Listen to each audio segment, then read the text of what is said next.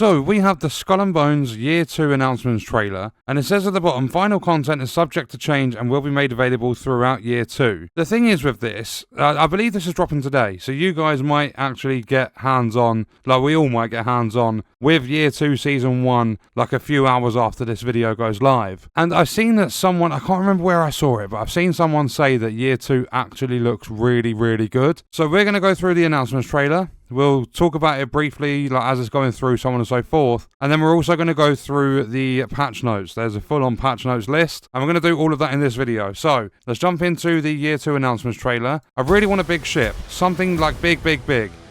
And that's not good. There's music. Hold your horses. That was hand-to-hand combat. When is that actually come in? Is that going to be a thing? Are we finally going to get it? If the music's a problem, I might have to edit. Hopefully YouTube can just remove the song or whatever. But fight, let's see. I've already thought that dragon was a nightmare. I thought it when I did the video I played Skull and Bones in 2025. Let's see what else they've got. Is that zombies? There's going to be hand-to-hand combat. They're actually going to do it. I really want a big ship. They're showing off some things that are promising. Skill tree for combat. Okay. Adding more RPG elements to it. I don't know. Oh, there's a kraken. Oh, look at the size of it. It's like cinematic stuff, isn't it? They're not actually going to do like a giant kraken like that. Oh, imagine how cool it'd be if there was something like that. Is that, oh, the ghost ship? I forget what that was called. Mangodian or something. I've got no idea. I can't remember what it was called. Electric, was that like status effects coming in like that? Like lightning, electric? Can we actually do hand-to-hand combat? When is that coming in? Hopefully the patch notes clear some of this up. Year 2 starts now. Wait, what, right now? I don't know if this is already available. But that was really well put together. I don't know what it's actually going to be like in game. I will be testing all of it out. I actually enjoyed Skull and Bones. But let's switch over now to the patch notes. We will take a look. So, the Year 2 Season 1 patch notes. Year 2 kicks off with a bang. The stakes are higher than ever before. Tensions rise across the Indian Ocean. As Year 1 Season 4 ended with the unsettling reports that the DMC are attempting to seize the opportunity to strengthen its position in the Indian Ocean. Kicking off an arms race with the Compagnie, these two megacorps find themselves in a war over control. Blah, blah, blah. Catch up on here. And let's see. Season reset. So the Helm Empire seasonal transition. All manufactories, their upgrades will be reset, including Pieces of 8. So on and so forth. So your silver and stuff's not going to be reset. And let's see, what's new? Item Ascension. The Indian Ocean set ablaze by the war between the megacorps, with each side looking to gain an advantage over the other by using increasingly powerful weapons. Blah, blah, blah. Prerequisites. Players will need to be at least Infamy Tier 9 when a mail will be sent to the mailbox. Read the mail to start the quest Ascension and Modification, and make your way to the blacksmith to unlock the Item Ascension feature. So basic are general improvements, advanced and noteworthy, and special are powerful improvements with unique properties. Then if we have a look here, equipment rarity will determine the number and grade of Ascension slots. So common, slot 1, 2, slot 4 is 5, and then uncommon, rare, and epic don't have a slot 4, but they've got like, uncommon's got 8 in slot 3, so on and so forth. And it says how to ascend weapons using Ascension modules, materials, so refined, specialized, helm, and others. Silver and Pieces of 8. Unlock mod slots for your weapons. Upon unlocking one, a random mod is automatically granted. Then it says reforging. Using upgrade parts and some silver, replace existing mods with a random new modification. Try different combinations of mods for your ascended weapons to fit your unique playstyle. Different weapon types will have different mods pools or modification pools to reforge from. Rockets, demi-cannons have a lesser variant of the mod with lower proc chances to compensate. Likewise, certain mods will only be allowed on certain weapons. This list is available when you open the Weapon Ascension service at the blacksmith. Here are some examples. So the sequence in which you reforge mods will have some impact on your future mods. This can influence your odds of getting certain ones. For an example, reforging Incendiary on your common culverins will add fire damage as a percentage of weapon damage. As a result, the weapon will henceforth be able to reforge Amplified Burning. Ascended equipment may be dropped as loot by enemies from World Tier 2. In addition, enemies that are of SR 18 plus may drop Ascended equipment, boasting mods with high potential that are stronger than the baseline mods forged from using the blacksmith service. I've just seen this scroll bar at the side is very, very long. And if we sit here and we go through all of this, we're going to be here for the next hour and a half. I did not realise it is that fucking long. So, I think what I'm going to do is, if we go... So where were we? We were here. So let's skip all of the tiny notes. So, world tiers. In World Tier 2, there's more loot and resources, so on and so forth. Upon reaching Kingpin Infamy, you receive World Ascension quest. Complete it to gain access to World Tier 2. Ascension Mastery. The fleets cemented their dominance in different regions. Players will have the Ascension Mastery quest upon entering World Tier 2. And you work towards ascending your weapon or ship to its highest tier. So battles in World Tier 2, Cutthroat Seas are more dangerous and tend to escalate quicker. Enemy types have been adjusted. Spyglassing now reveals the secondary damage types, so on and so forth. And then if we scroll down, you've got Severity, Rapid Reload, Accelerated. Players can enter World Tier 2 from the main menu, change World Tiers, Cutthroat Seas, or in-game from the Den, either T-Lock Penjara or St. Anne. Change World Tier, Entity, select Cutthroat Seas. Only the leader can change World Tiers. Why have they added World Tiers? And then we have disappointing new ship Schooner. Available after 45 tiers unlocked in Smuggler Pass. Medium-sized. Where are the large ships? We need big ships. But then at the same time, if they release a large ship, they're also going to have to rework parts of the map because there are some areas that are far too narrow for a large ship to fit through. So I get it, it's more work, but you've got to give us some large ships. We want big pirate ships in this game, or at least I do. I would love to have a giant ship.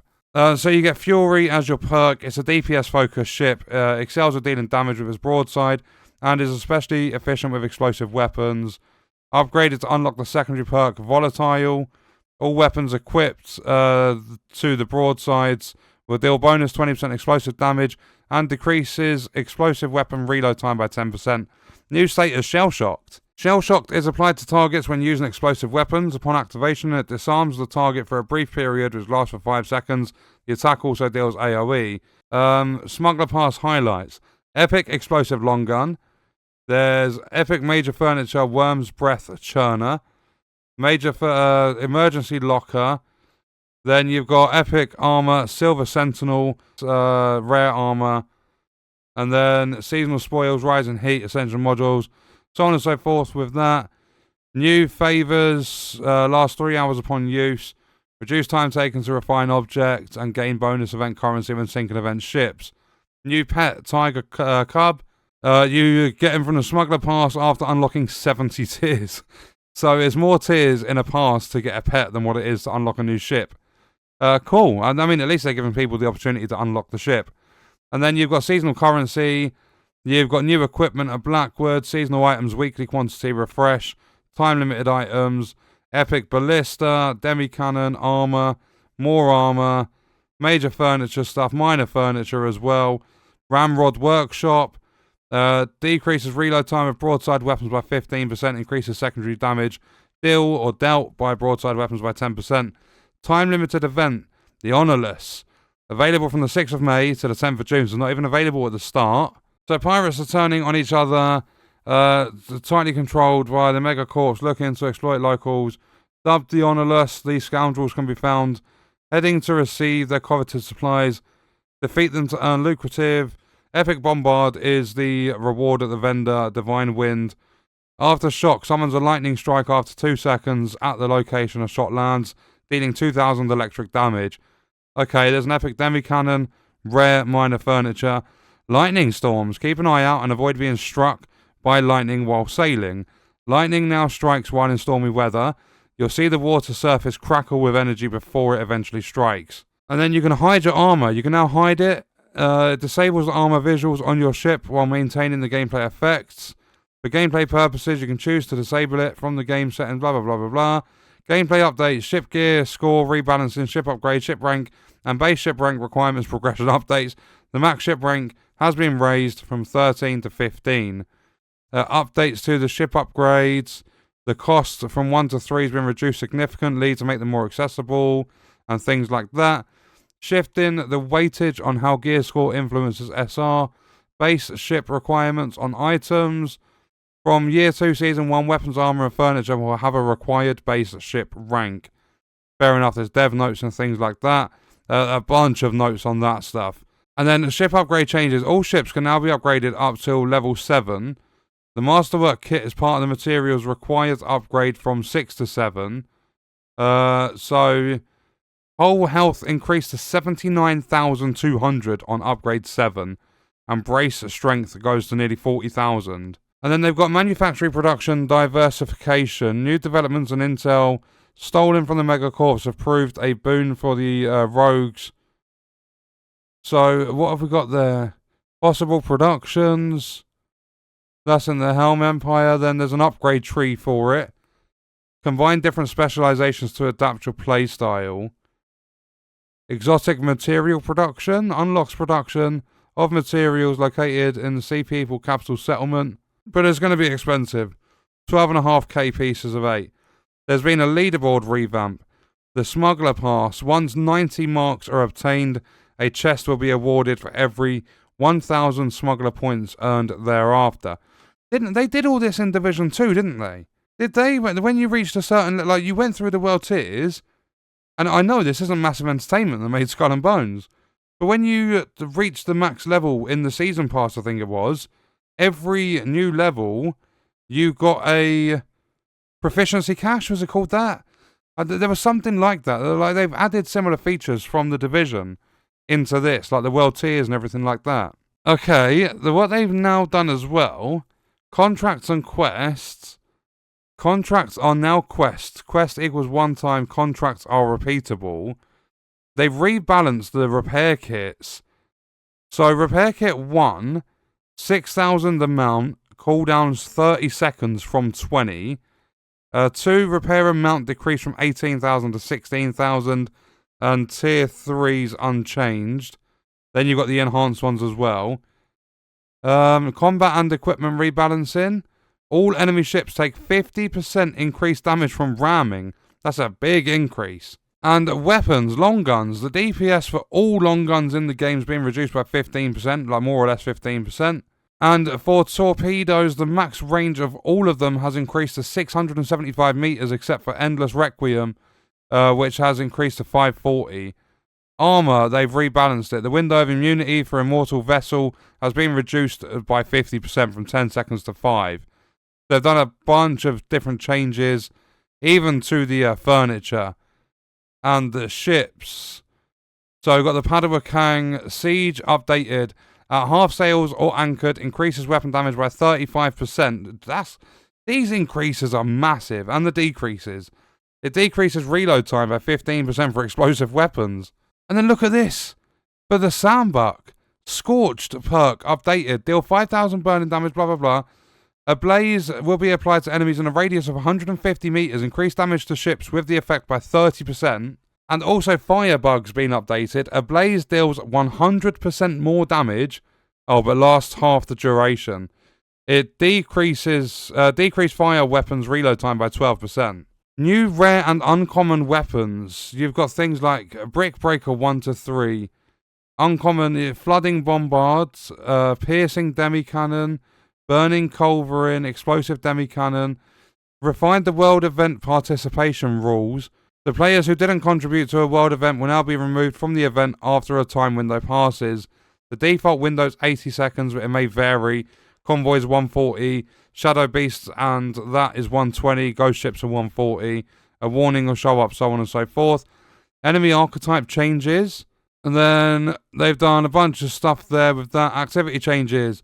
Objectives have been reclassified into 2 distinct categories to better help players identify which objectives are important to progress in the story or activity.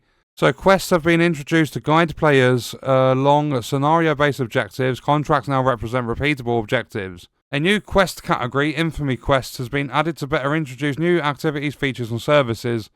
And you can now find the quest icon. And then a new seasonal quest has been added with the icon. There's UI and UX updates. There's improvements and bug fixes. So things like world events, graphics and animations. A bunch of stuff there. And there's optimization. The game used to freeze after selecting quit desktop on PC. So they've done a lot of stuff, but one thing they haven't mentioned is hand-to-hand combat. Unless I skipped past it, I haven't seen anything about it. So I'm going to take a stab in the dark, and I'm going to say that ain't coming yet.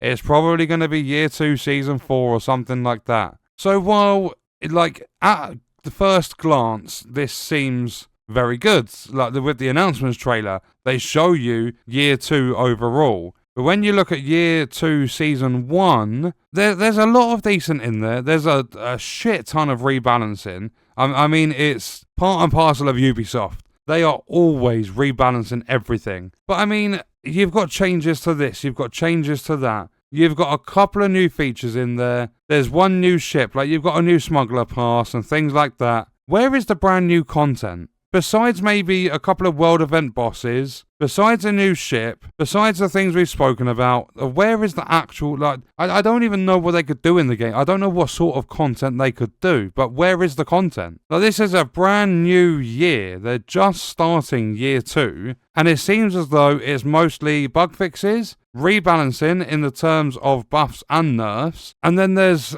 they're changing the helm, they're resetting the seasonal leaderboard. They now tell you whether you're doing a repeatable contract or a one-time quest. I'm going to be jumping into this. I will 100% be playing it. I want to try that schooner, and I also want to see what it is with... they've got the Ascension. It's not new content, is it? It's just world tiers and the Ascension of your weapons to get mods on them to make them stronger. And they've got the ship upgrades. There's like a metric ton of health when you go to upgrade tier 7. But then, it's all good now.